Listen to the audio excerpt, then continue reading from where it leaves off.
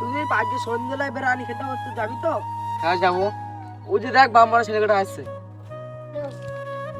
আরে বন্ধু তোরা কি করছিস?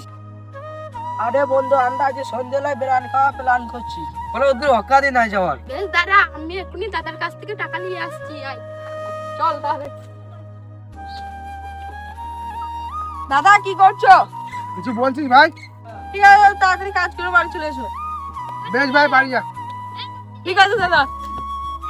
আরে বন্ধু বাম্মারা ছেলে দুটো আসছে দেখ। কিরে বন্ধু, টাকা পেলি? না রে বন্ধু, টাকা পাইনি। তোরা তো দেখতে পাচ্ছিস আমরা গরিব মানুষ। তোরা টাকা কথা পাবি বল? তোরা তো দাদার টাকাই খাস। দেখ, আমরা বাবার টাকা চকচকে হয়ে আছি। দেখ বন্ধু, তোরা তোদের বাবার টাকায় খেয়ে চকচকে হয়ে আছিস। আমার দাদা আমাকে কত কষ্ট করে খাওয়ায়। দেখ বন্ধু, তোদের যেদিন বাবা মা থাকবে না সেই দিন তোরা বুঝতে পারবি যে দুনিয়াটা কত কষ্টের জিনিস।